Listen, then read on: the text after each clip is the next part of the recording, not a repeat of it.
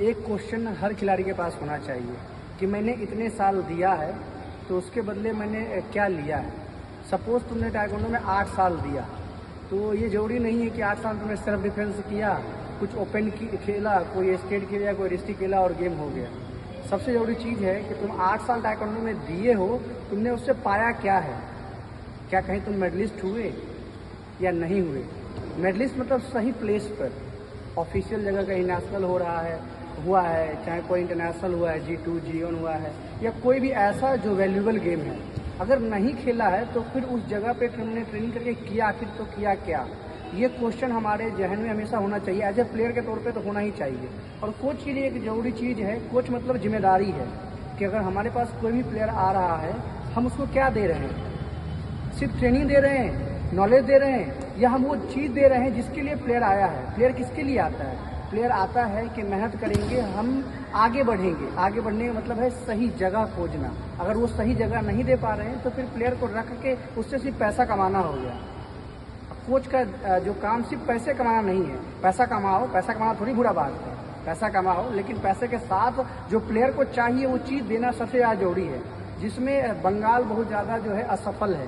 बंगाल में कोच पैसे बहुत कमा ले रहे हैं, ठीक है, लेकिन जो बच्चा को चाहिए, वो ऑफिशियली चीज़ चाहिए, वो नहीं हो पाता है। अपने देख रहे हैं 8-10 साल में हमने खुद देखा है।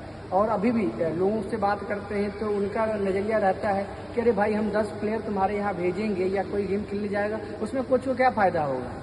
मतलब सीधे कमीशन खाना चाहता है। कोच है या दलाल है, समझ में वो समझ में नहीं आता है। और हमें एज ए कोच समझना होगा कि हम कोच हैं, हमारे अंदर कुछ रिस्पॉन्सिबिलिटी है जो हमारे प्लेयर के प्रति है। अगर वो हम नहीं समझ पा रहे हैं तो फिर बस हम पैसा छाप रहे हैं, उससे प्लेयर को फ़ायदा नहीं है। प्लेयर का एक समय आएगा, प्लेयर जब 18, 20, 21 का होगा वो छोड़ के चला जाएगा। फिर कोच बोलेंगे कि मेरे साथ धोखेबाजी कर दिया, ये कर दिया, वो कर दिया। लेकिन सच्चाई ये है कि प्लेयर को जब सही समय आएगा, उसको पता चलेगा कि मैंने इतने साल करके कुछ भी नहीं कमाया है, तो वो फिर जाहिर सी बात है वो छोड़ेगा, कुछ और काम करेगा। क्योंकि एक समय के बाद उसे भी तो कुछ करना है अपने लिए, अपने परिवार के लिए। वो नहीं कर पाया तो क्यों रुकेगा, सीधी सी बात है। तो कोच को भी ये बात समझना होगा, प्लेयर को ये समझना होगा कि हम जहाँ पे कर रहे हैं, अगर वो मेरे लिए बेहतर नहीं है तो मुझे आगे बढ़ना है। सबसे ज़रूरी चीज़ ये है, क्योंकि जब तक हम 5 साल 6 साल के अंदर हम प्ले स्कूल में पढ़ते हैं, प्ले स्कूल में पढ़ते हैं, लेकिन उसके बाद हम सेकेंडरी में जाते हैं, हायर सेकेंडरी में जाते हैं, यूनिवर्सिटी में जाते हैं। ये जरूरी चीज़ है ना।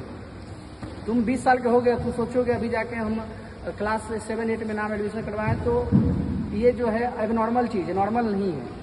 तो ऐसे ही खिलाड़ी को भी समझना पड़ेगा कि जहाँ मैं ट्रेनिंग कर रहा हूँ वहाँ मुझे बेहतर नहीं मिल रहा है, तो हम उससे आगे बढ़े, आगे की तलाश करें। अगर आगे कोई जगह है तो वहाँ करें, तभी विकास होगा। नहीं तो बस वही है कि पेट पाल रहे हो, उससे ज़्यादा कुछ नहीं।